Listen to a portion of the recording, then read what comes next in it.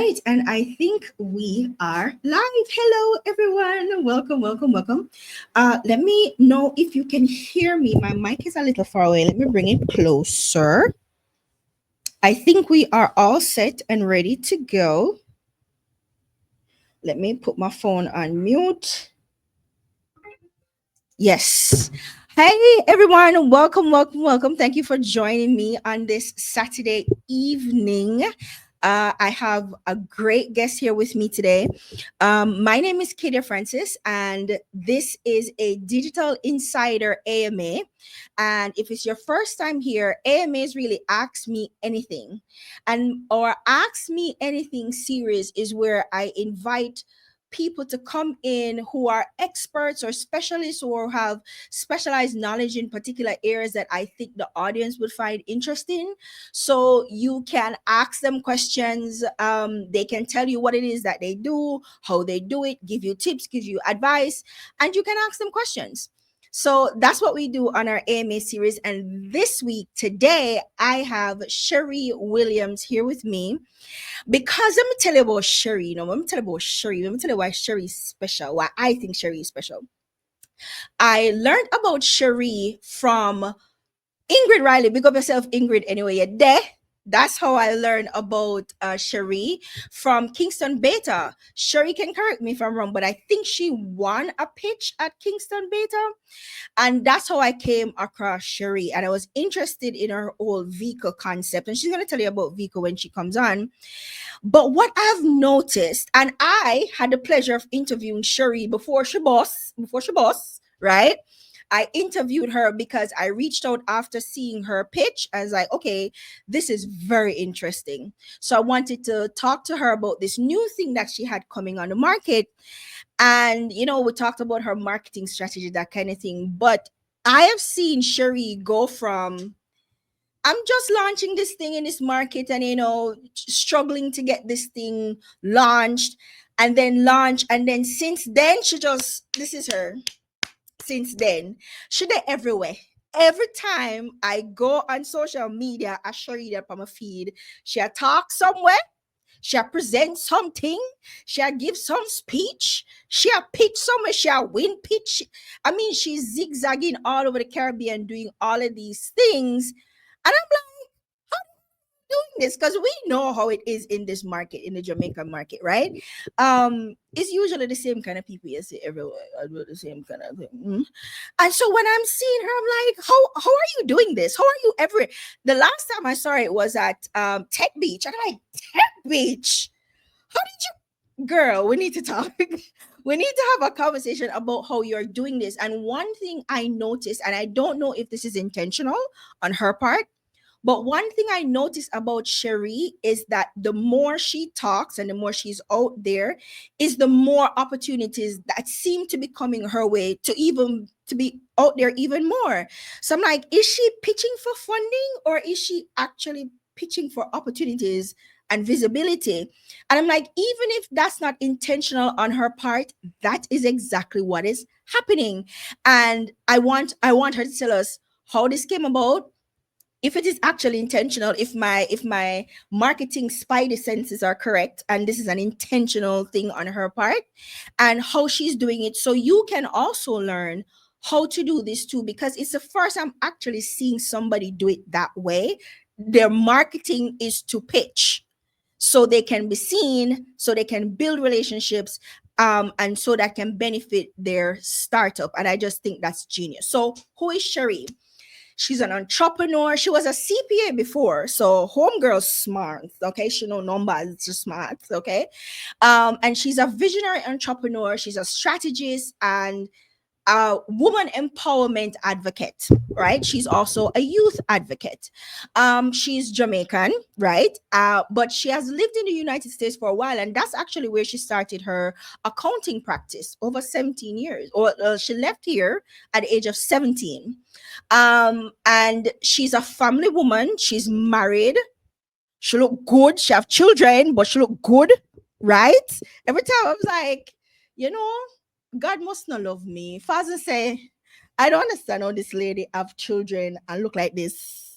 God must not love me as much as him love Cherie. Okay. um, she has a bachelor degree and an MBA. Again, I tell you, Brainiac. She's the founder of Firm 1040. That's the tax consulting firm that she runs. And Vehicle, which is how we know her, how she was introduced in the local market through Vehicle. And Vehicle is a platform designed to bridge the market gaps and address personal and business needs through innovative solutions. And she's gonna, I don't want to say what in my mind, what Vehicle is a ride share service, but there's some very unique things about how that serve or how the company operates that make it a little bit different. She has a passion for community. She's deeply committed to mentorship, which I've seen her do. She actively supports initiatives in Jamaica that encourage girls to pursue STEM careers, and she participates a lot in disaster relief efforts. She says, as a mother, she finds strength and balance in her family, supported by her spouse and older children who help her manage demands of entrepreneurship. Her work is not just about building businesses, but also about creating lasting change in her community, fostering growth, and uplifting future generations.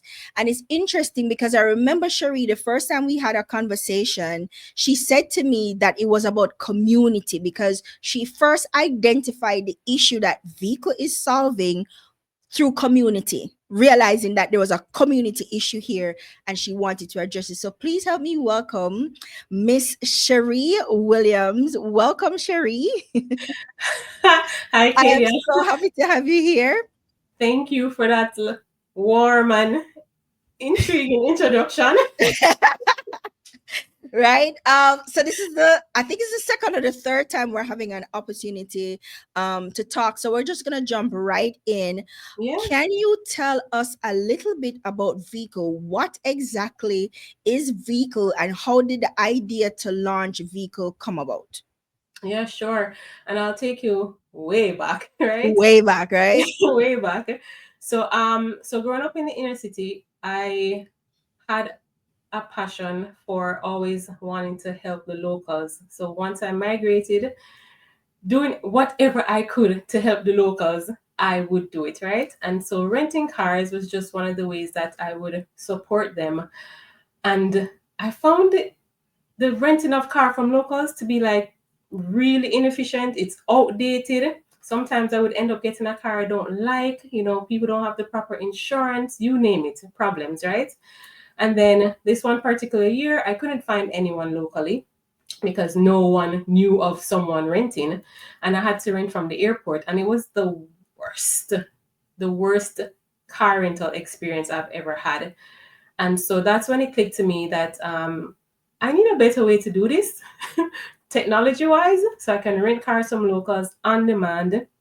And so I came up with this idea. At the time, it was called Rent Your Ride.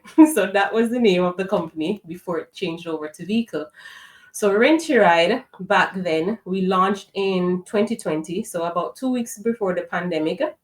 And then the pandemic hit, and so that kind of just gave us an opportunity to rethink things, refocus, and go back to the drawing board on what exactly it is I wanted for the company. So that's when the whole rebranding took place, and we renamed the company to Vehicle. So Vehicle, not what Kadia said, it's not a ride sharing company, it's a car sharing company. So we allow local car owners to make extra income from their unused assets while offering travelers an easier, more affordable way to rent cars that better suits their needs. So that is Vehicle in a nutshell. So we want to allow locals to earn money, which is obviously my passion is I wanted to support them, but I also want travelers to have a better way to rent cars that they want, they like, they want to rent them style. If they want a BMW, they should be able to rent one without breaking the bank. That is Vehicle. Awesome. And I stand corrected. It's a car sharing, not a ride sharing company. I stand corrected on that one. There are some things that make this venture of yours a little bit unique because I know, oh, I have a little bit of behind the scenes information, and I know one of the things you wanted to ensure that you have was insurance. You wanted insurance, but not just insurance for drivers, but insurance for riders as well. Tell us a little bit about that, because that was a little bit of a struggle for you, but you persevered and you overcome that. So tell us a little bit about that part. Yeah, so when I came up with the idea, I knew earlier on that insurance would be a big component of our platform because I wanted it to be about trust and people being comfortable getting in cars that they knew had insurance in case anything happened, right? So even from the car owner side, when we did our surveys on car owners, that was like the number one reason why they either stopped renting or were kind of hesitant, or for those who were renting, they were worried, right? So I knew insurance would be a big deal. And the insurance companies currently, they don't offer private rental insurance for a person that has, like, say, one car. You might have to have multiple cars, you might have to get commercial insurance. So I knew insurance was going to be the driver of our platform. So it took me quite some time to get the insurance on board. When we first launched as Red Ride, we actually did partner with ICII. They came on board initially. However, people just did not like the package that we had initially, and so then we went back to the drawing board on the insurance, which took us about 3 years to get right. And again, ICII was the one who gave us the best proposal in terms of what we wanted for the platform, just to make sure that the car owners were happy, travelers are happy, and the insurance company was happy. So it took us quite some time. The way the insurance works is that individuals do have to switch over from whoever their current provider is to our provider. And the reason for that is to prevent fraud and also for seamless transactions as well. And once you're on board with ICII, then the private rental coverage only happens when your vehicle is being rented. So you only pay for rental insurance when your vehicle is being rented. If it's not being rented, you're not paying. And one of the good things about ICII and our partnership is that your premium will not increase. So if you're paying, say, $50,000 with your current provider, you can expect to pay $50,000 with ICII when you switch over. So it's a really good package. We're happy that they're on board. Happy that they see the vision of what vehicle could become, not just in Jamaica, but across the region. As you already know, ICII operates in 9 islands. So, we hope to be a partner with them throughout the rest of the islands. And then hopefully we can get another partner for the other islands that they're not present in. So insurance is a big deal for us. Speaking of islands, and I think this is a great jumping off point to really launch into the conversation, you've been crisscrossing the Caribbean, pitching up a storm, and I wanted to ask you about strategic networking, because that's what I'm calling it. I don't know if that's what you call it. And as I said in my intro, I don't know if it was intentional on your part, but how did networking as a part of your marketing activities to get visibility around vehicle? I watched a video recently when you said that I was relatively unknown in the market and I wanted to find a way to become visible to the right people, and I did that through networking. So talk to us about what role strategic networking played in visibility around vehicle. Yeah, sure. So when I mentioned that I was relatively unknown, literally relatively unknown in the entrepreneurship space here, except for my friends from high school who knew I was an entrepreneur. But when I started Rent a Ride, we launched, right? I didn't have some big launch event or, any social media presence of such. And we launched, and then I realized, okay, people probably are wondering, who is this girl? Where she come from? What is she doing starting a company? She doesn't live here. Like, you could feel that energy. And so, yes, it was intentional on my Mhm. part to become known, right? And so I started to attend events. And I would say strategic networking is, it has to be intentional. It has to be intentional in terms of where you spend your time and Mhm. energy, right? So getting in front of the right people, being in the right rooms, and that doesn't just come overnight. You have Mhm. to be present. You have to go to events. You have to be intentional about meeting people, but not just getting contacts, but actually building relationships, right? So Right. you want to build authentic relationships with people. And I always feel like networking should have some type of mutual value. So when I Right. network, I always want to help people. I always want to help people as much as I'm seeking help myself. But you always want to put that front and center. And I'll give you an example. I went to Trinidad back in 2022 for the Mhm. first, well, not the first, but for the Caribbean Investment Forum. I Right. won the pitch competition at that event. But I met this young lady there, and we were striking up a conversation on what she was working on. And she said to me, I'm having issues trying to come up with a financial model for my business. Mhm. And having a background in accounting and finance, obviously, I was like, I can help you. Yeah. I can help you, right? And so for me, it's not just about getting, but also giving and adding value to the people that you're meeting. So getting in the right rooms. I'd also say leveraging visibility for credibility, right? So you Ooh. don't Yeah. you don't just want to show up. When I go to events, I make sure I look presentable, I look good, but Always it's look good, girl. always look good, but it's not just about looking good, right? Mhm. It's about being present. Yeah. What's your purpose? And when you build that visibility and you show up and you talk and you present and you pitch, it starts to build credibility, right? Right. People start to get to know you as a person, not just necessarily what you're working on, but they actually get to know you and turning those conversations into opportunities, right? Right. You're talking with people and they might say, I'm looking for a speaker to blah, blah, blah, blah.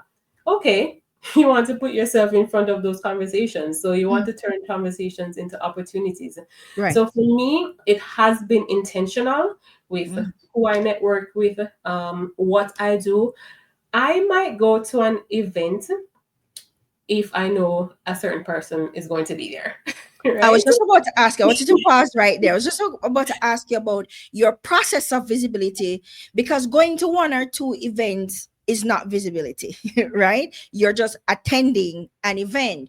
But what you do is very different. You're not just going to the events, you are strategically deciding which events you're going to. You're looking at who is going to be at the event and how can I contribute to the conversation that is happening at the event. So, how do Exactly. you move from a attendee at an event to an active participant where you're either on stage presenting or you are doing what I call strategic networking? And how do you do that? Do you just walk up and go, "Yo, I'm Cherie. I'm doing something fabulous. Let me talk to you." How does it? How do you become an active participant in these network events? How do you strategize that? I would say being authentic, Mm. right? Authenticity is probably a superpower for anyone. Just showing up and being yourself and adding value to the conversation that's happening. For me personally, I would say some of the ways that I show up intentionally. I'll give you an example. Last year, I was one of three entrepreneurs that got invited to the First Caribbean's 10th year anniversary. Damon John was the speaker there, and I dropped everything to be at that event because I knew that the type of people who would be in that room would be decision makers, investors, and business leaders, right? And so I went to that event. Not necessarily, I didn't really know who was going to be there, but I knew people of value were going to be there. People could have add value to what I'm doing. So I showed up at the event, and long and behold, I sat at Chris Zaka's table, right? Never met Chris Zaka before. And I introduced myself to him and that I was the founder of Vehicle. And he said to me, I know about Vehicle. right? So you might think that you're going to all these places and nobody's seeing you. People are seeing you. But more so, at that event, when it was time for questions to Damon John, I made sure that I stood up and asked a question, right? And so those are some of the ways that you can be present and contribute to these events and be seen, right? Because now here's everyone in this room. Boom, boom. I asked a very good question and I got feedback after that session that, oh my gosh, like you stole the show, blah, blah, blah. So, just be present, show up, Mm. ask questions, good questions, and if there's an opportunity for you to be a part of this same event the next time around, you want to make sure that you build a relationship You're with the remembered. audience. You're remembered. Yeah. People see how you show up, right? Your energy when you walk into the room. All that goes together with your personal brand. So showing up. Oh, glad you said that. You see I love that. I love what you just said, because at that event you were just invited to be at that event, right? Yes. You are not speaking or anything, but you're calculating in that you're go Damon. Damon, oh, yeah, he's gonna know my name at the end of this event, right? So Oh yes. you went there with a plan. You had a plan, Yes. right? And that's one thing too, guys, so you can take that as point number how many, because she's already spitting gems, right? So that's one thing you should remember. Go to these networking sessions with a plan. Have a Yeah. plan You have to as reach. to how you're networking, right? Mhm. Mhm. And so, Cherie, one of the things you wanted to do was to be remembered. So you're like, okay, I'm gonna listen, I'm gonna hear what's going on, and then I'm gonna ask a question, because we're given the opportunity to interact, right? But some of us are afraid or shy or don't want to put ourselves out there. Some of us actually don't want to be visible, but you're like, y'all gonna see me today. Oh Hello, my yes. name is You're gonna Cherie. see me today, of Yeah, course. y'all gonna see me today, right? My name is Cherie, and I got a question. And you made sure that it was an impactful question. You know, just get to want to ask a random question. It A was an random question. impactful No. question, and you got really great feedback. And you were not just remembered by the person you asked the question to, but everybody in the room. Everyone in the Because room. everybody in the room now go, "Oh, that's a great question." You know what I mean? And the Yes. fact that there was now an opportunity for you to engage, because guys, you have to understand, there's a saying, sure, you say, somebody have to come across your brand like 7 times before any kind of action is taken. You want to use an opportunity to be instantly memorable, Instantly right? memorable. Yeah, That's even at the end of the event, you want persons to go, that there was a girl, that was a lady at the event, and she asked this question, and this happened. You want that to be a part of the takeaway, a part of the experience that persons had at the event. So that was exactly. very strategic of you. Did you do any networking after that session finished? Were you going around and strategically talking to people? Did you end up at Chris Zaka's table by chance? And if it By was, chance. how did you parlay that into a relationship? By chance. I don't know if it was intentional on DBJ's side, Right. but by chance I was at his table. So not necessarily. I didn't necessarily go to this particular event to network in essence, but for brand visibility. Right. And If the opportunity strikes, it's the opportunity. I think for me and my overarching goal is that when people hear about Vico, they should know it's me. When they hear my name, they should know I'm associated brand with Vico. association. Brand Right. association, right? Similar to Amazon, similar to Microsoft, you name it, right? That's my overarching goal. But yes, when you're going to these events, you need to do some pre-research on Right. Yes. who are the people in the room, Mhm. who are the judges if you're pitching. You Mhm. want to know who is in the room, because at the end of the day you want to know how do I present myself to this audience, which may be different than how you present yourself to another audience. So you always Mhm. want to do research when you're attending these events. Yeah, so you know how to show up and how to act. You know what I mean? And another thing too is, how did it come about that you went from being invited to events, attending events, being invited to events, no, being invited to speak um, at events. So because once you're being invited to speak, that is saying that you're being recognized as some kind of authority on a subject matter, or somebody with something interesting to say. So how did you establish that, and how did that started happening? Oh gosh, and that was not my intention. For everyone, I am an introvert, and I would Can't have tell, never. Cherie. Can't tell. Can't tell. There's an introvert, Can't tell. and I never would have guessed in a million years that Mhm, I would ever be on a stage speaking in my mhm, life. But I would say the networking has definitely helped, and I think networking works best when it's organic, when mhm. it's strategic, and when it's consistent, right? And so organic in Organic, the sense strategic, and where, consistent. yes, Mhm, organic, strategic, and consistent. I build genuine relationships with people. I know within the first 5 minutes of a conversation if this is someone that I will build a relationship with, and if mhm, it's not, then I move on. Right? You move on. mhm. You don't meet everybody and build a relationship with everyone. That's Yeah, not man. Yeah. Right. networking.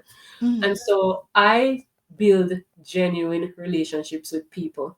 mhm, Anybody that knows me out there can call me, ask me a question, whatever it is. mhm, Build genuine relationship, build genuine connections, not forced or transactional, right? Strategic, we talk about that. It's with intention. How you network, you have to have some type of intent, and consistent. And I think this is where most entrepreneurs may fall short, is that you show up to a big event and then we don't hear from you, right? So staying consistent means being active, right, and showing up. You want to show up. You have to be posting on social media about your journey, what you're doing, what you're working on. And I think the more people started to know about vehicle, which was my intention at first, then I started to kind of add my accounting finance background around all of that. So then, I mhm, started to build that. I guess you can say kind of like a thought leader, if you want to call it that, right. around myself and what I'm doing, what I'm working on. And I think doing that consistently and Mhm, having getting those three buckets right, organic, strategic, and consistency, you start to build those strong, influential network that creates ongoing opportunities, right? right. And so that is how it started to just unfold. I did not apply for any speaking opportunities. They just kind of came to me. And the Right. first one was with Godiva. So Godiva, she's with Right. Steamhouse, and Steam. Mm. yeah, and she invited me to be the keynote speaker for her ICT Day award ceremony. So that was like my first speaking engagement, which I super loved because I am passionate about children.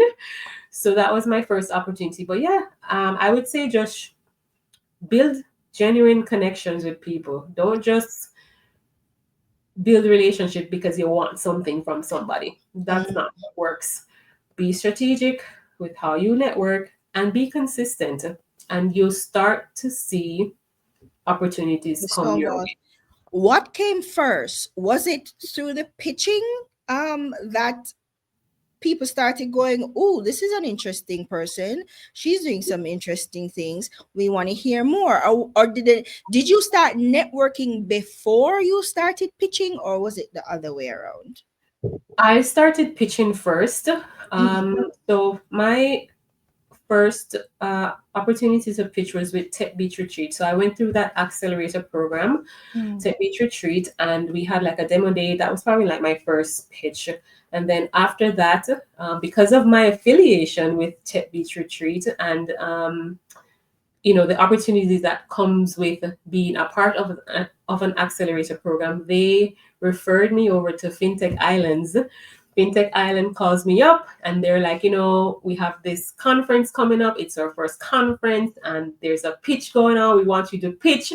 And on top of that, we want you to moderate a session with the CEO of Supreme Ventures. So that's kind of how it kind of unfolded. And mm, that was the first event where I really decided that, okay, I need to get out there and I need to put myself out there, Yeah. right? So that's how it started. And after that is just like one trickle down Yeah. effect. You need for the road. So when did the Kingston beta thing come into play? Was that after the FinTech Island? Yeah, Kingston Base was after the FinTech Islands. Mhm. Was that 2023, I believe? 2023. Yes, 2023 was Mhm. Kingston Beta. Never met Ingrid. Never met Ingrid before. Never been to I don't think I was did I attend a Kingston Beta? I don't think I've attended a Kingston Beta before. That may have been my first Kingston Mhm. Beta, I Mhm. think. Um, but yeah, I research out opportunities, so I just don't sit down and wait for them. I will go on the internet and look to see what events are happening, Yeah. where. So So I you're will proactive. I put in the work to Mhm. know what's going on in the space. And so when that opportunity came about, I think someone said to me, 300,000 Jamaican dollar? You don't need to do that. And I was just like, oh, okay. Maybe you don't. But again, you have to be strategic and you have to put yourself in places and in make opportunities for yourself to be seen. So I know Kingston Beta through my friend Melissa was a great way to Mhm. bring about exposure for vehicle. And so I took that opportunity, right? And I won. Yeah, yeah, yeah. You did a fantastic job, and you won that. I mean, somebody going, oh, only 300,000. What you probably could have done without 300,000. 300,000. You know what I mean? And so, as I said, in my mind, that's kind of where the jumping off point happened, because that's the point of first point of entry in terms of my contact with you. And since then you've been all over the place. So let's talk about establishing thought leadership. And well, first of all, let's talk about pitching for funding as opposed to pitching for opportunities. Is there a difference between the two? Somebody might ask, funding is an opportunity, sure, but what we're talking about is pitching for funding so you can fund something with your business, and pitching so you are visible to the right people, because sometimes the persons who are judging the pitch are not necessarily the persons you're talking to. You're talking to persons who might be in the audience who are also investors, or who may become interested in investing as well. And also, when you go there and you pitch, based on how you pitch and how that pitch is received, that's another way to establish, again, the thought leadership and the authority. So, can you explain a little bit more the difference between pitching for funding as opposed to visibility, awareness, and other opportunities that may accompany that, even if you don't win the pitch? Yeah, sure. So for me the goal is always funding. However, I also am well aware that pitching is not just about funding, right? Like you said, it's about brand awareness, credibility, building that momentum. And so for me, um, when I pitch, I know there's an audience full of investors, an audience full of potential customers, and getting the chance to explain what you're working on, explain your vision, show your passion about this problem that you're solving. It gets people, or it allows people to connect with your brand, right? And they buy into your story. And that is so super important. Your brand story and how you sell that is how people will gravitate towards you and what you're working on. So for me, it was always about showing that passion. In potential investors could see that passion through my pitches. People who saw the opportunity to become a member of our platform bought into that brand story, right? And so it's not always about funding. Yes, I am there for funding, but it comes with a whole nother slew of things. And when you pitch outside of the Caribbean, that even validates you in an international space, right? And so, and even if you don't win, the exposure itself opens doors, because we have to think about, we're entrepreneurs, we're all building startups. There's opportunities to collaborate. So you might find someone else building um, something that could work with your platform. So now there's an opportunity to collaborate, right? There's an opportunity again.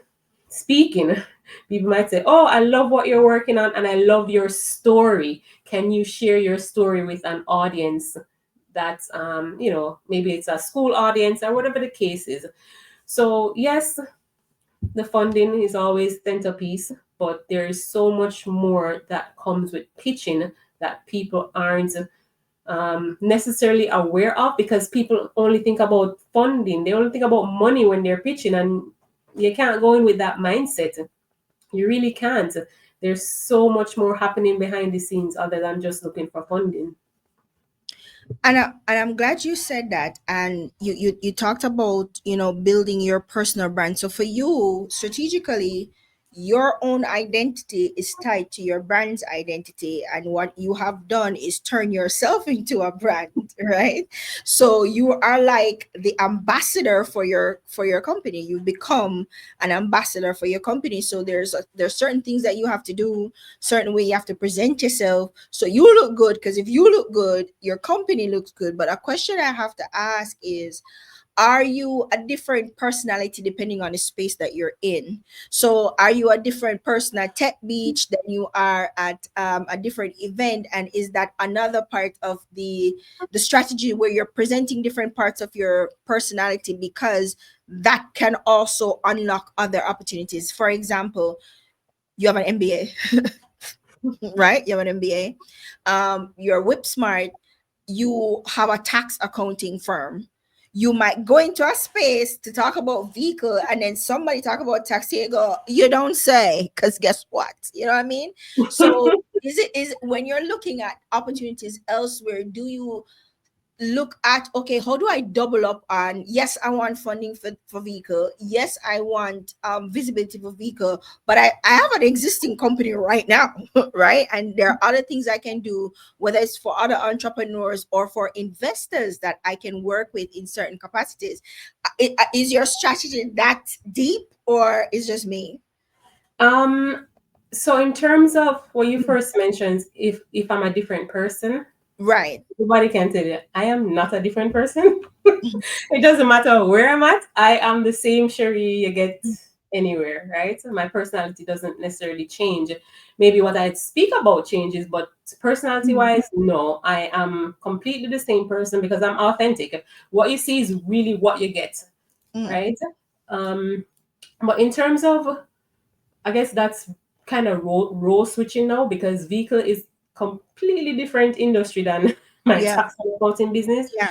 And believe it or not, I do work with Caribbean startups in terms of providing consulting services, because some Caribbean startups are registered in the US, so I'm Mhm. able to help them on that front. Right. Also continuing to build out vehicle. But yeah, I would say context changes, but personality, no. Mhm, mhm. So do you are you at the events going, yes, I'm the founder of Vika and I'm also a tax expert? Are you at the events doing that, or if the opportunity comes up to go into your tax bag, do you slide into the tax bag if the opportunity comes up at an event?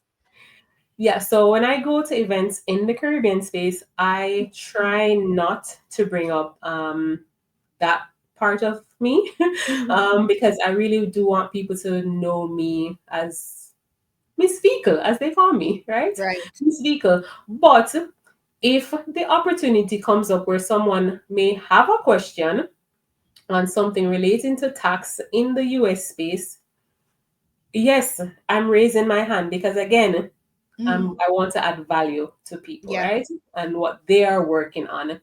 And so Mhm. yes, I will talk about my tax and accounting business if it's going to add value to the conversation.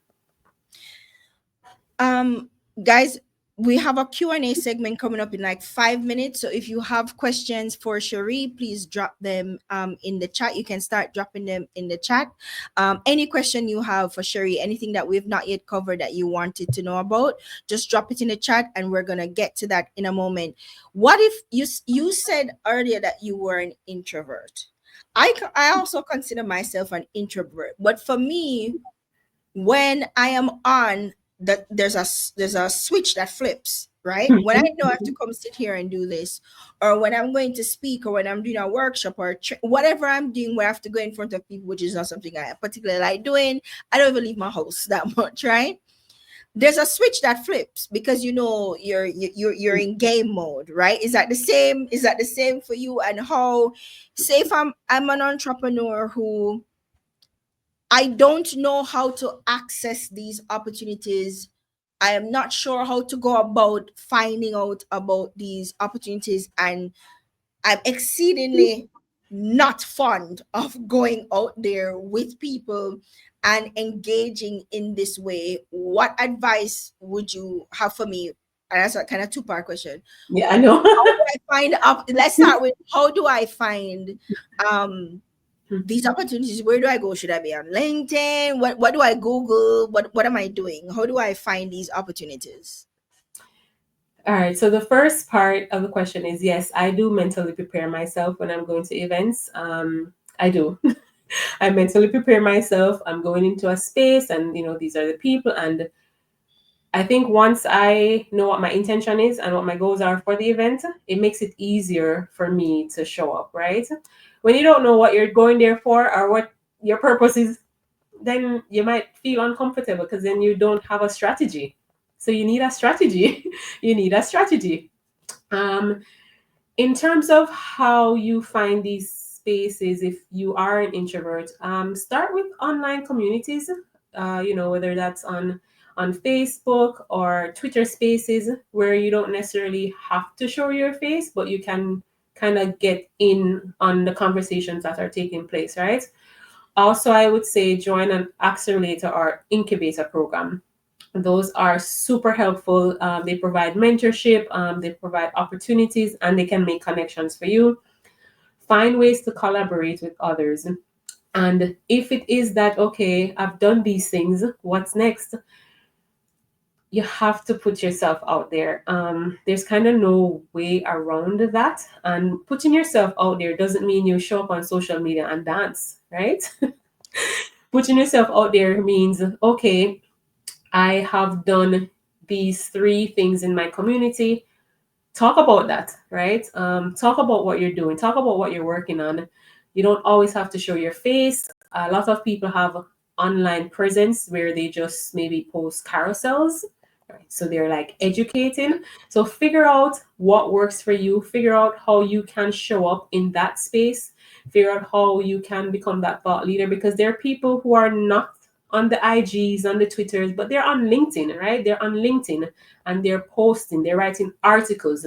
So figure out what works best for you and start to contribute and show up in that manner. You will still be seen. So you don't have to run around Instagram and dance and do all of these things. So you'll still be seen. So just figure out what works best for you and show up in those spaces. You said dance twice, and both times you said it, I giggled. Both times you said it, I giggled. You don't have to do that. I talk to a lot of entrepreneurs locally, and one of the things I wrestle with in terms of the conversation is, I don't want to be the face of my brand. How do I? Oh my How gosh. do I? Yeah, it's something I don't want to be the face of my brand. How do I do it as a faceless? How do I run a brand and be successful when my brand is faceless? And one thing you just Whew. said a while ago is that there's absolutely no way around it, because you said, there's some people who are not on Instagram, there are some people who are not on social media at all. And some of these people could be the key to unlocking potential or opportunities, and you're missing it because, oh, I'm faceless. I don't want to put my face out there. And you're like, so why are you here? Because even if you're pitching, even if you're gonna pitch, you're gonna have to go up there. and you're gonna have to talk to people unless you're a seer and you're gonna come out there with a big some over your face. You're gonna have to put yourself out there, and that leads to Claudia's question, which was, as an introvert, how do I deal with those nerves? Because for a lot of people who don't want to be the face of their brand, is because they're nervous about it. They're nervous about, you know putting themselves out there, because in the internet world we're all afraid to be perceived, right? And so we're afraid to really put ourselves out there and not watch no face, and not really watch what other people might say about anything, because you have a plan and you have a goal and that's what you're going for. How do you overcome your nerves to stand up in front of the Damon, ask a question, to be the one to put your hands up and say, me have a question, I've got something to say, I have an opinion? How do you do that? Oh gosh. 'Cause in my opinion, that's a skill. So how do you develop that skill?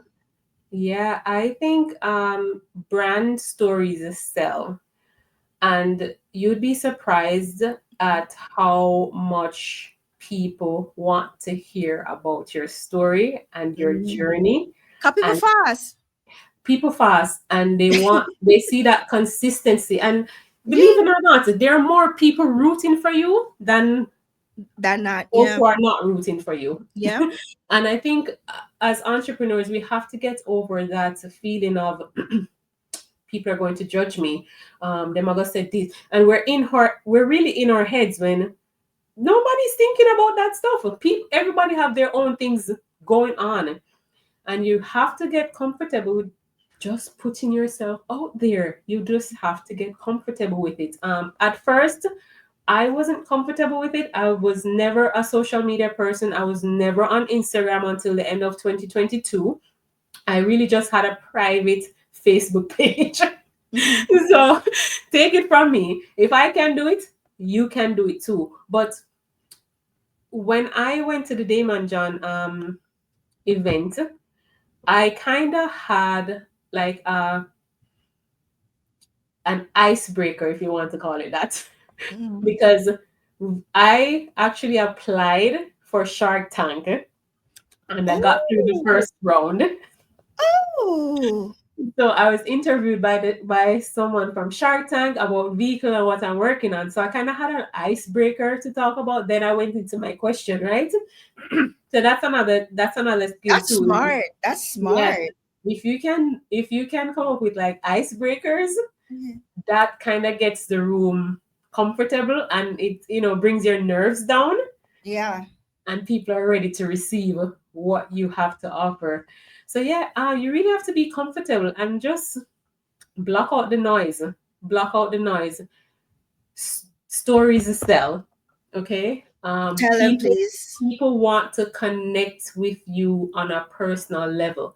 Mm. So it's not just about this is vehicle, this is how the app works, but no, it's about how does my brand make you feel, right? What comes to mind when you see the name vehicle? How do we make you feel?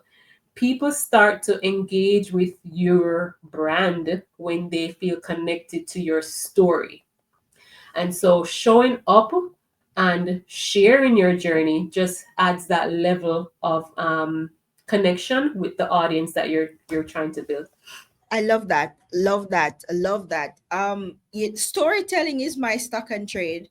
And one thing I absolutely and totally agree with you, that people become more invested once they can relate to you in some capacity, relate to you Mhm. in some way, once they understand your story and go, I think that's a really great thing you're trying to do. I may not want to do that. Good luck to you, but I actually think it's a great thing that you're doing. Or I've actually never thought about that before. How did you conceptualize that? Because for me, where I think the genius is especially talking to creatives, which you are, what I where I think, yeah, because I mean, people tend to separate tech from creativity, but it's you once you're a developer in some ways, in tech, you are a part of the creative community. But what I particularly find genius is how you conceptualize something. Like, how did you conceptualize vehicle? Because yes, there are other people doing it, but how did you come to this conclusion that this was the solution you wanted, to offer? And there's a story behind that, and a very probably a very interesting story too. So you start with telling that story, right? Just as how you Yeah. said. I had an incident at the airport, bad, very bad customer service, very limited option. And I'm like, why am I doing this? And I don't particularly want to give a big conglomerate my money, and I rather give to, somebody who I think it will go a further with. And that's my backstory. That's very Yeah. relatable. How many people have Yeah. traveled and have had issues Oh my as gosh. you have? Exactly. And what do you say to someone who don't think that their story is a good story? What makes a story good or not Um, good? And how do I make people become interested in my story? so your story, it has to be authentic, right? It has to be something Yeah. that happened to you or happened to someone that you know. Mm, And because it happened and the outcome wasn't pleasant or wasn't what you would have expected, you mm, started this company, right? And right. so that is kind of how you develop your story is okay, this is what I was doing. This is how it was going. I didn't like it. And this is what I came up with.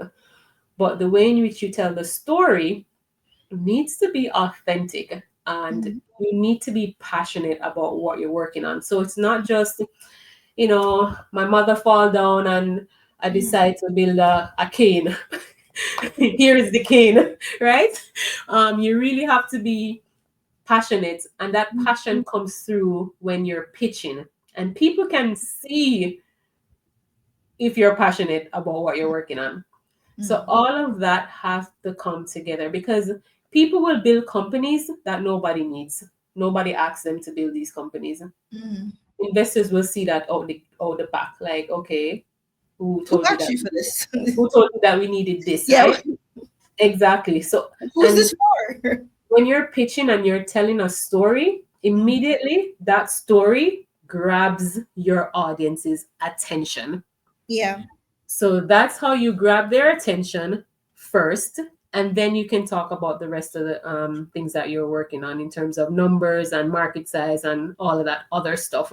But you always want to tell that story first. And people will say, "But I don't have a story." Trust me, you do have a story. There's a reason why you created the company that you're working on. What is the reason? Develop that story. And another point to make is that the story doesn't have to come from a negative experience for it to be interesting. It doesn't. It It don't doesn't. have to it don't have to be, oh, this bad thing happened and here's a solution. It could be an inconvenience, or it could just be, as you said, it happened to somebody else, or I'm just passionate about this thing, and while exploring that passion, this idea came to me and I just wanted to give it a go and see what comes of it. That could also be an interesting story. So it doesn't necessarily have to come from a negative place or a It negative doesn't. experience. It could come from passion or Yeah, just an exactly. interest in something. Like, for instance, look at that lady. I think she's a Chinese lady, or let me just say Asian. And she's in her 80s, and she did not even know how to use a laptop before. Now she's developing apps for senior citizens. I don't remember what the app was for, but she taught herself how to code in her 80s, and now she's developing apps. And she's retired, she had nothing else to do, and she's like, oh well, this sounds interesting.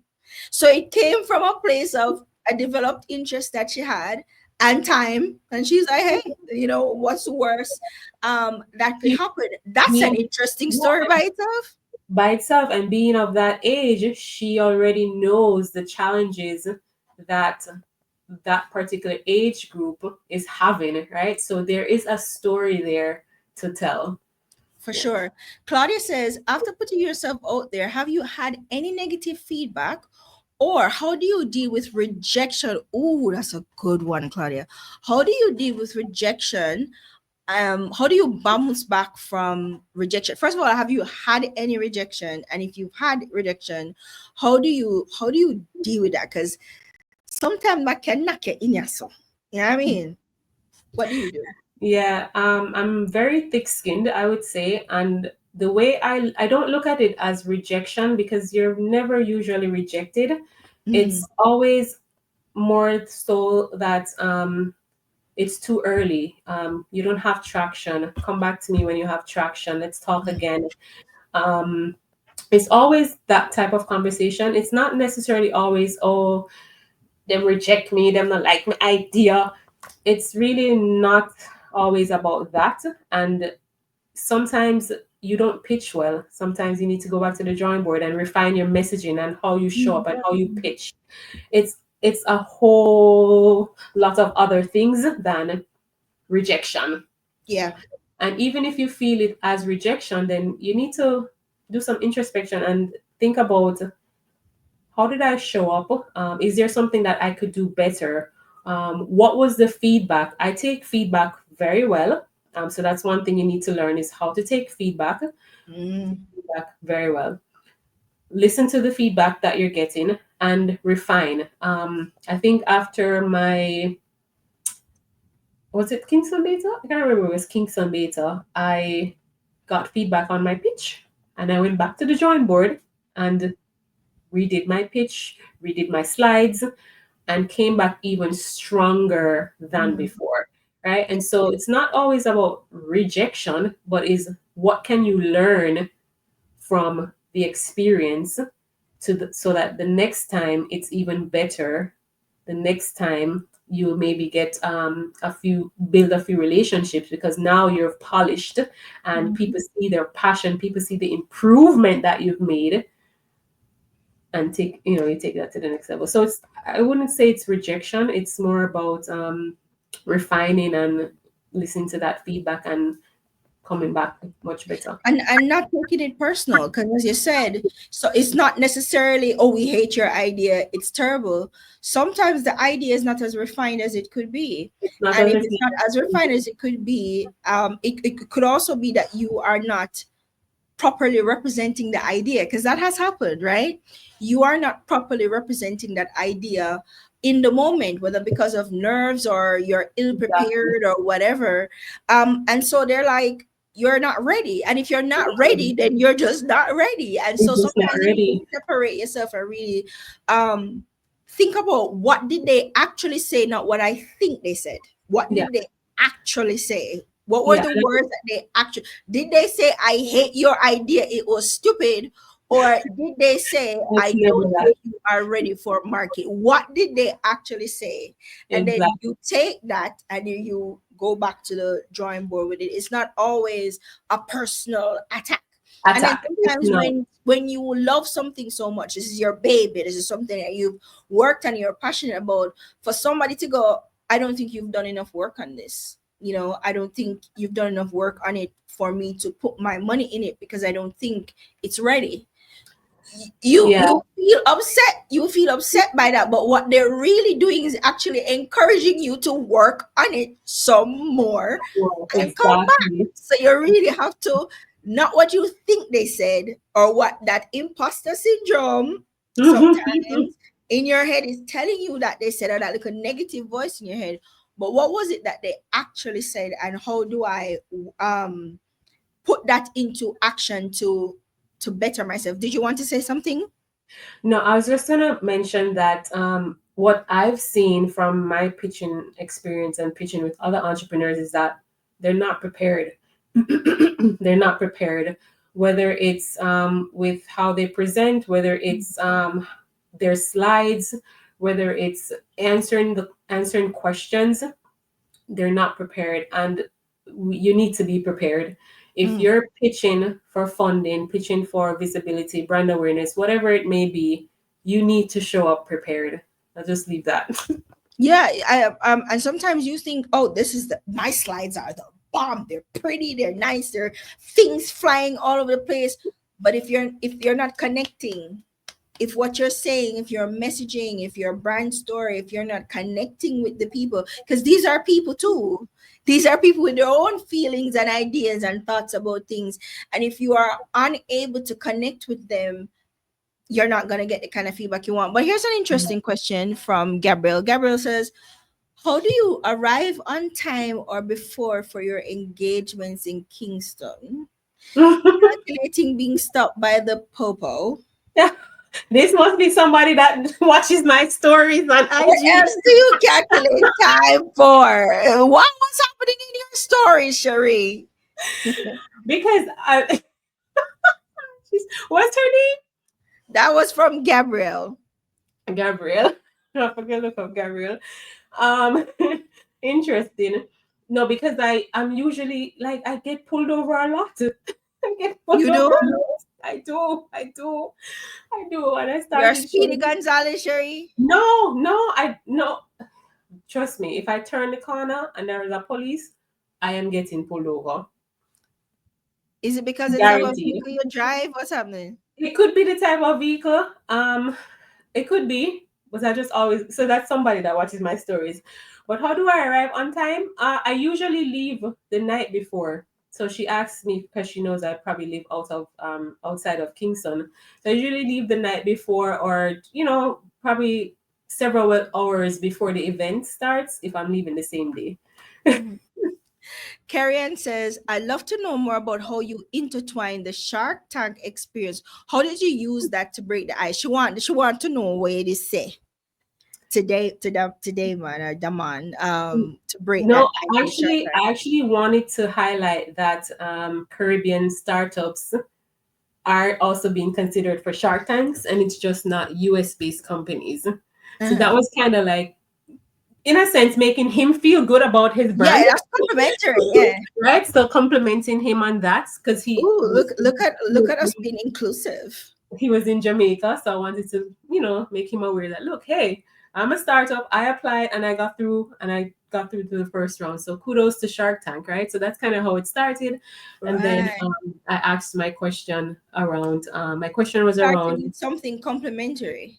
Yeah, so my question was around what type of investment structure he preferred, whether it was debt, equity, you name it. So Ooh, okay. You see, people underestimate pleasantries. People underestimate the power of, oh, you're looking wonderful today. Oh, I love that necklace. People underestimate the power of a compliment or a greeting. Sometimes it really uplifts a person. I mean, who doesn't like to be told that after putting so much thought into their outfit, that girl, you kill that, you look great. Who doesn't like to be told that? And sometimes that is what makes you memorable too, because you're probably the yeah, only one who told them that day that they look great. You know what I mean? Or who gave them a compliment. But it also shows it also goes to show the power of research, because even if you weren't a part of Shark Tank, that could probably be somebody else's story. But because you know who was going to be there, you know what they're involved in, and you go and you research and look them up. And this is an advice I give people when you're going into interviews for any job. If you have some kind of, if you do your research and have background information on the company or even the person who's interviewing you, you can turn that into an opportunity to stand out in the mind of that person, because it shows interest. It exactly. shows interest and it shows that you're invested, and people like that. People like that. Any other questions for Cherie as we wrap up? Cherie, um, Gabriel is laughing. Um, you said something earlier, and I want to circle back to it. You said that I network because I genuinely want to create relationships, because networking is usually seen as transactional. You know, I go here because I know this person is going to go here, and I'm really only going here for this person. But it doesn't seem that that's what you're doing. You are actively engaging in this thing, you're actively participating, but at the same time, you're going, but I see you over there and we're going to talk. You know what I mean? It's like, I'm here for all of this, but you and I gonna have a conversation. Right? Is that part of the being genuine and authentic, or can you be selfish sometimes? I'm literally only going there because Cherie's gonna be there, and I want to talk to Cherie. Um, no, the event has to align with what I'm working on as well. So it's not just any event that Yeah. comes up because you're going, I'm gonna go. No, so the event is usually something that aligns with what I'm working on. Like for instance, I went to the Jamaica Stock Exchange event, the conference that they just had, right? And Mhm. for that event, I didn't really know who was going to be there. Mhm. But when I got there, there's a whole lot of people that I know that Yeah. were there. And there was this young lady who she came down. She works at Morgan Stanley, and Leo Williams. I don't know if you know Leo. Yeah. He was like, Cherie, I met this lady. She's from Morgan Stanley, and they're looking for Caribbean entrepreneurs. And I mentioned her. I mentioned your name to her. Top of mind, right? Top of mind. This is Mhm. why network is important, because when opportunities come up, people will remember you, they value the relationship, and they will introduce you Yeah. to other Yeah. people. These people can bring you into rooms that you wouldn't That have access to before.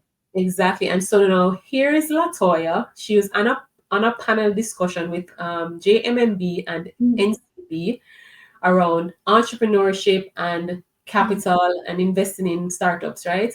Mm. And so I knew I wanted to meet her. And so, of course, again, I had a question. Of course. Of course, right?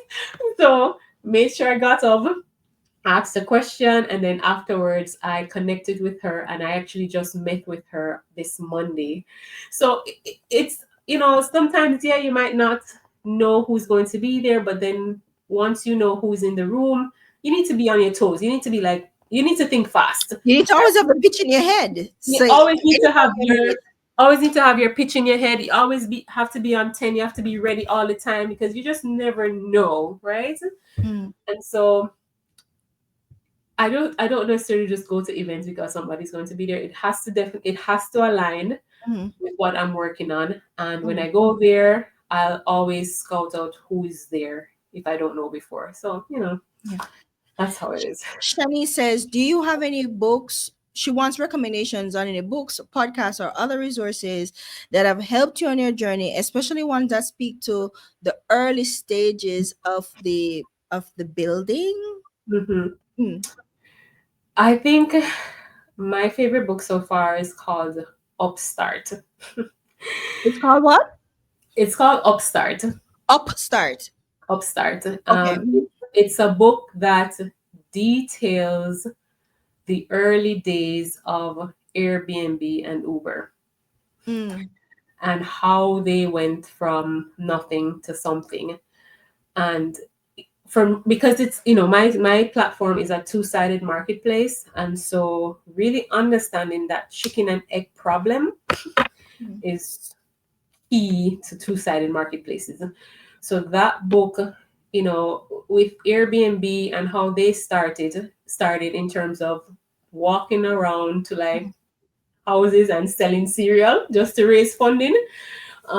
It kind of just brings you back to your own story and journey, that okay, yes, they're now a $1 billion company, but they didn't start out like that. Mm. Mm. And so it keeps you kind of grounded to stay resilient and to keep working on what you truly believe in, and to keep seeing your vision kind of come to life, right?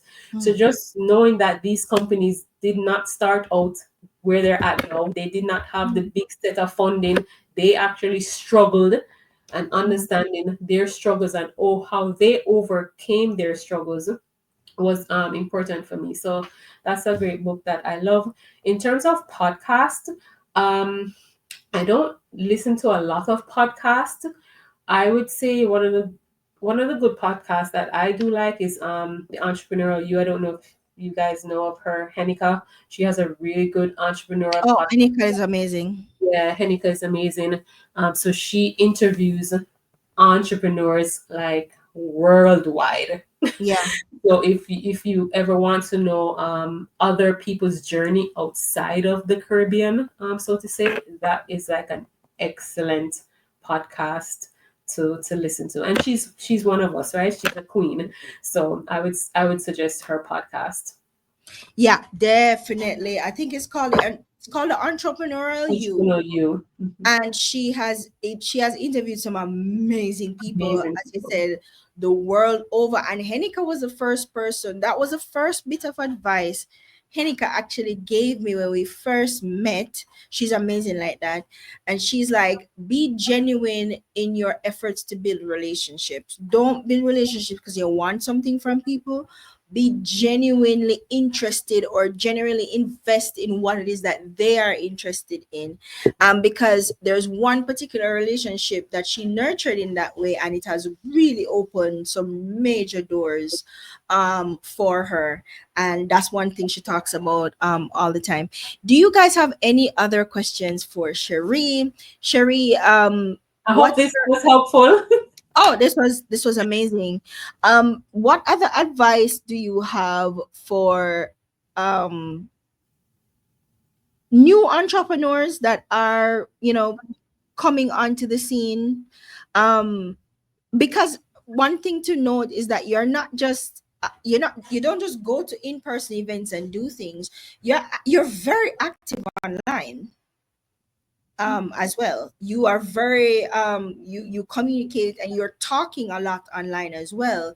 How important is that aspect? So I see where you have a multi-channel approach to how you are putting yourself out there and being visible. You do online and offline.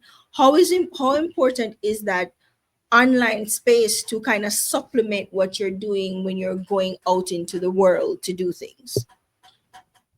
I would say, mm, I'm naturally an educator. So even in my role as a tax expert and accountant, I like to educate and I like to help people and I like to see people, Mm, moving up. And so that for me is natural. And that's kind of how I look at how I show up online, is yeah. to help others to elevate and to kind of, especially for new entrepreneurs who are just getting into the space, right?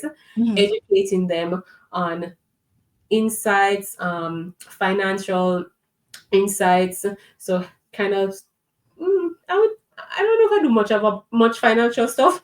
I might do some here, but trying to get people to really understand entrepreneurship and the life of an entrepreneur, and getting them to understand that this is not an easy road. Right. So you have to be resilient.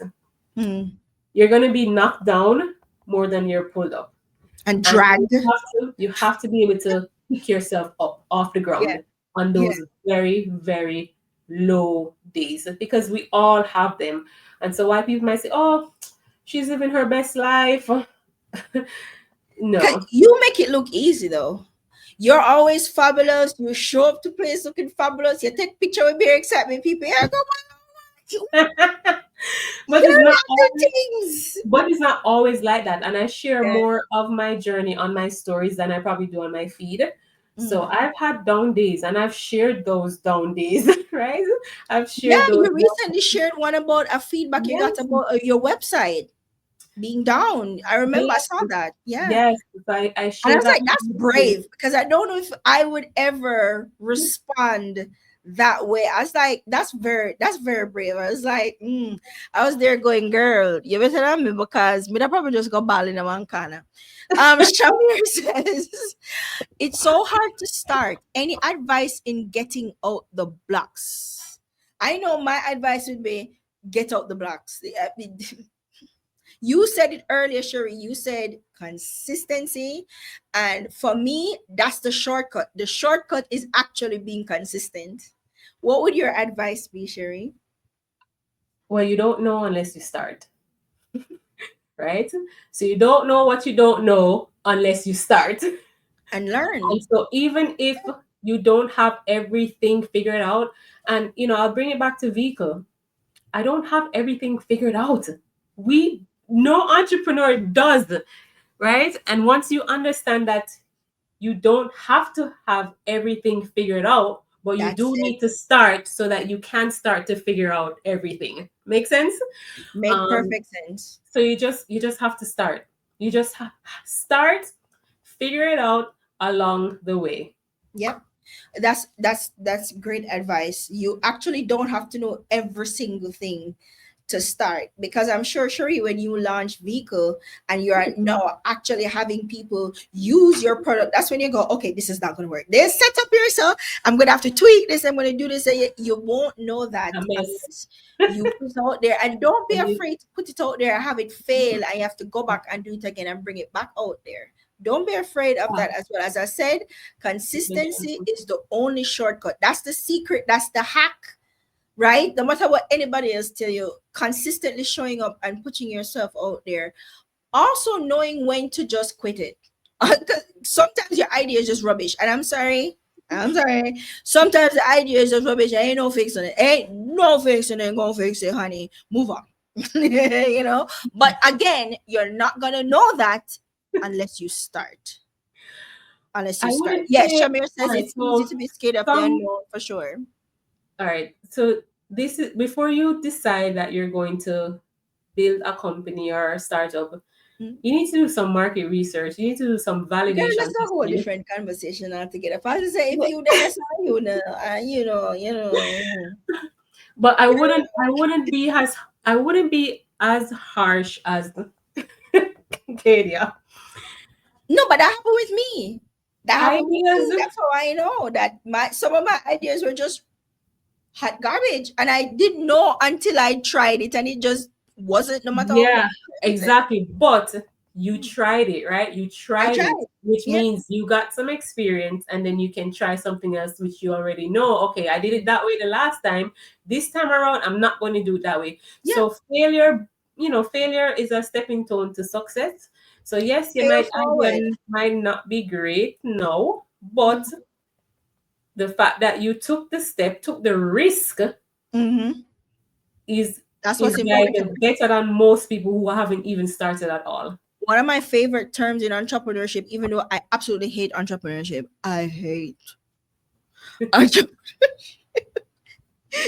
But one of my favorite terms is failing forward, meaning you're learning as you're failing so you can get better the next time you try. But don't stop trying. Don't ever stop trying. You can pivot, you can try something else, but don't stop. Don't stop trying. Don't stop. Uh Shamir said Google started as a search engine, Amazon is selling books, pivot. Yeah, definitely have to pivot.